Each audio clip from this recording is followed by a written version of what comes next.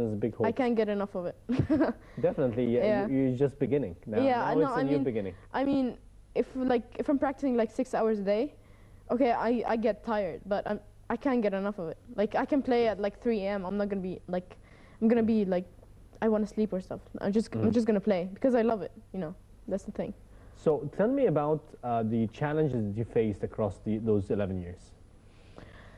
The challenge of me getting out of Egypt. That was like getting out of Egypt, playing international tournaments. When my father was the first one, because he knows what it takes to be a champion. Yes. And he's the first one who like paid me actually to go travel when I was 12, and he went with me to Croatia.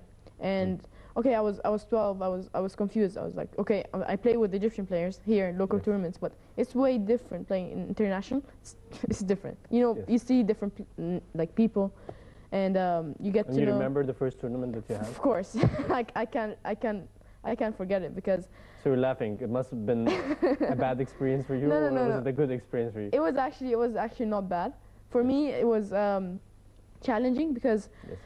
Me, I'm not the type of person that make friends from you know. I'm not like my sister and my father. They can they can make friends. Yes. But me, I have to really know you so we can be friends. Yes. You know, so it was tough for me because when I was there, I had no friends. I had no one to like warm up with, to like you know, walk around, like see first time to see people, like first time out of Egypt. And my father was like, oh, I'll make friends, and he helped me with that. And it turned out to be this tournament was like actually really good for me. I went finals in doubles, and I played semis and singles when I was like 12. So I finished that year I finished the year after number 5 in Europe, in under 14s. So it was really good for me. And if I didn't go to Croatia, I wouldn't have been like, I wouldn't have taken this experience. And yeah. So I kind of, you know, usually I meet a lot of players, professional players, especially Egyptian players, and the young and bright as you are, and usually have with this game, the games that they're playing, they have a lot of philosophy behind it. That they might be the way they speak and the way they think is even. They sound like older than they are. Yeah, that was what I was gonna say. Like, when like to look at me, if I'm not playing tennis, I'm only 16. I'm a kid. Yes. But when you talk to me, understand this. I understand that. This is the beauty of it. I understand it. But when you talk to me, you actually know that I have like a way of thinking, like a bigger mind than my age, and that's because if you're in the court, experience. In the court, you're alone. You have to take, for me in tennis, you have to take like 30 decisions in 15 minutes. You have to take where you're gonna play the ball. If you're gonna wash your face, are you gonna call the ball out or in? You're gonna decide. You're deciding where to go. You're having like hundreds of decisions a day. Yes. So you have a lot of decisions a day, and you're all alone. No, there's no daddy or mommy in the court. They're gonna tell you like, do that, do that. But I understand you usually use your father's support even when you're in the court. Of course. I mean, if my father, like in a certain point, he was my only support. Like my father and my mom, they were like my only support, because you know, if you know, in Egypt, it's only in Egypt, but I mean, in like Middle East, if you're like really successful, you know, you have haters, and you know. Of course, everywhere. Even if you're not successful. Yeah, even if you're not. So they were like my family, my sister, my mom, and my dad. They were all like, they were behind me. Like, you're gonna do it, either if you like it or not. I mean, I wasn't forced, but they know my, like, they know how, like, what can I do? They know my talent, and they know I can do it. So they didn't push me, but they just stood there and told me like, you can do it. So I only wanted that, actually. That's the only thing I wanted when I was like 13. Because when you get to age of 13 or 14, I mean, you're young, but you're still thinking, am I gonna do it? Am I gonna be top 10 ITF? Am I gonna play professional tennis player? Does it make you feel pressured with this, you know, You know, people are supporting you. There's a lot of expectations from you. Actually, in like last year, I was like, am I actually gonna do it? What am I doing? I'm just traveling around, not being with my family, being alone, countries with my coach, traveling. Just like, am I actually gonna do it? In like few years, am I gonna be in top 100 WTA? I just started thinking about it, and my coach was like, you know what? Just leave it all and just think about your tennis, and it's gonna come anyways. And he was right. And my coach is Mahmoud Karim. He's in California. He was like, don't think of anything. Don't, just play your tennis, and you've got it. Yes. Take it away from me, you got it. So back to the father's support, because I understand this is an important element in tennis. So usually you have someone to support you as a tennis player, someone to back you up, someone that you're looking at while you're playing. He's actually, my father is okay. He's my support, of course, in tennis. Like if I'm playing in the court and like he's there, I feel like there's someone actually want me to win. You know, he's there for me. But he's also my financial support, because I know, you know, he has to support this, you know, mission. It's a mission, and he took the choice to start paying for it when I was 13 or 14, and for me, I'm thankful for him. So it happens in tennis that the relation between the father and the player sometimes doesn't go well. How is it with you? So. No, it's really good. Me and my father were.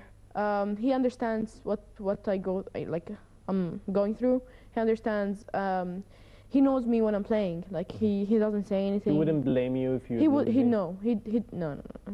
For sure, never. Yes. He just if I played really bad, and he knows that I played really bad. I know that I played really bad. He comes to me after the match and he's like, you played really bad. You know that you played really bad. So he's open about his feedback. Yeah, and you did that wrong, that wrong. But if my coach is with me, and usually it's my father and my, so it's the best thing that I have my father with me. I have my coach with me, because my coach knows. Okay, you did your forehand, your backhand, your whatever, your movement. Like he knows, and my father is like, okay, your attitude, you know. Yes. Yeah, other stuff. All right. And yeah.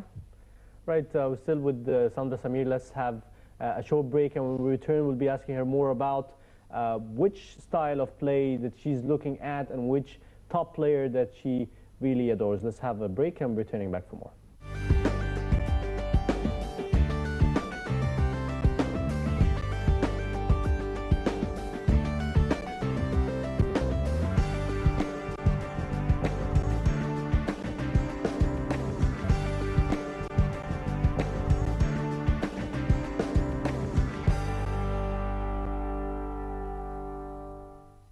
Welcome back. You're still watching Sprint, and I'm still joined with Sandra Samir. She's the African tennis champion. I'd like to thank you once again for joining us. Thank you.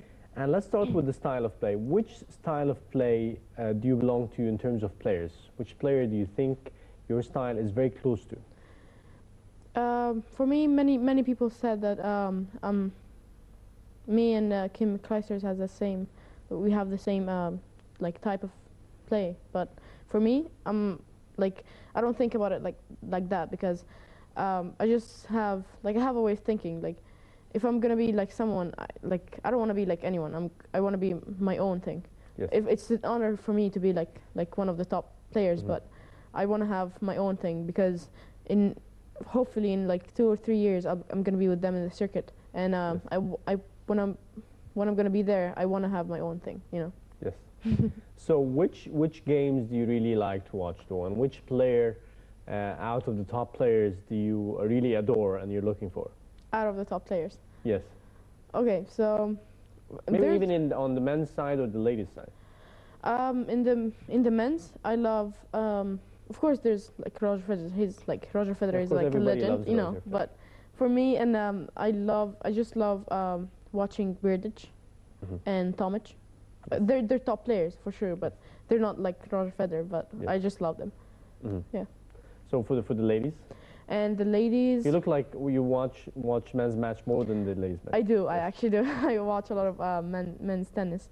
But for me, Lena, I mean, she's pretty good. I love her game, and there's Sharapova, of course. Like Yes. there's these players.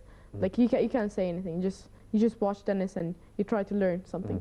So is it like when you have free time, do you go to watch matches, or do you tune in for some of the top matches? There's always YouTube.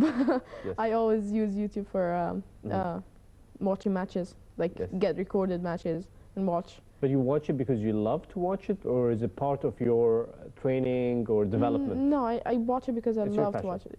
It's my thing. So it's tennis all the way. So it's tennis. It's tennis. when It's you're either into in the court or Yes. watching tennis or studying. Yes. That's it. that. Yes, it's a total focus. So tell me about the experience, because to manage to go to the African Championship and to win the title and to move ahead with your ranking towards the 13 under 18. You're still 16 and you have a tough competition on that scale.